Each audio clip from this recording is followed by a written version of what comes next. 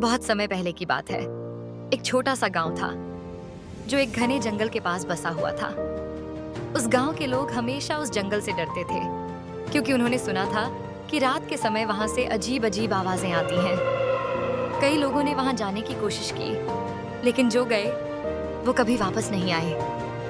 एक दिन गांव के दो दोस्त राजू और मोहन ने हिम्मत जुटाई और जंगल की सच्चाई जानने का फैसला किया। वे दोनों सूरज ढलने से पहले ही जंगल की ओर चल पड़े। जैसे जैसे वे अंदर घुसते गए, जंगल की गहराई बढ़ती गई और अंधेरा भी गहराता गया। अचानक उन्हें दूर से किसी की चीख सुनाई दी। वो दोनों डर गए, लेकिन अपने डर को काबू में रखकर आगे बढ़ते रहे। कुछ देर चलने के बाद उन्होंने देखा कि एक पुराना और टूटा फूटा घर जंगल के बीचों बीच खड़ा है। घर के चारों तरफ अजीब सी शांति थी, लेकिन जैसे ही वे घर के करीब पहुंचे, एक ठंडी हवा का झोंका आया और दरवाजा अपने आप खुल गया।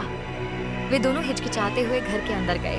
दरवाजा अंदर का दृश्य और भी भयानक था।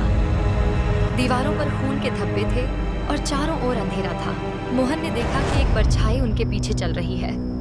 उसने राजू को बताया, लेकिन जब उन्होंने मुड़कर देखा तो वहां कोई नहीं था। अचानक एक भयानक आवाज आई, क्यों आए हो यहाँ? यह जगह तुम्हारे लिए नहीं है। दोनों दोस्तों का दिल जोर जोर से धड़कने लगा। वे तेजी से बाहर की ओर भागे, लेकिन घर का दरवाजा बंद हो गया और वह परछाई अब उनके सामने आ खड़ी हुई। यह परछाई उस जगह की आत्मा थी जो सालों से वहां कैद थी। वह आत्मा बोली, यह जंगल और यह घर मेरी कैदगाह है। जिसने भी यहाँ आने की कोशिश की उसने अपनी जान गंवा दी।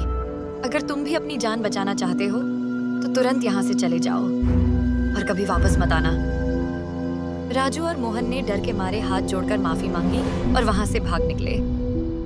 जैसे ही वे जंगल से बाहर निकले, वे दोनों गिर पड़े और बेहोश हो गए।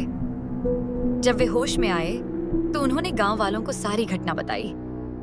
उस दिन के बाद से किसी ने उस जंगल की ओर जाने की हिम्मत नहीं की। वह जंगल और वहां की आत्मा की कहानी गांव वालों के दिलों में हमेशा के लिए डर की एक मिसाल बन गई।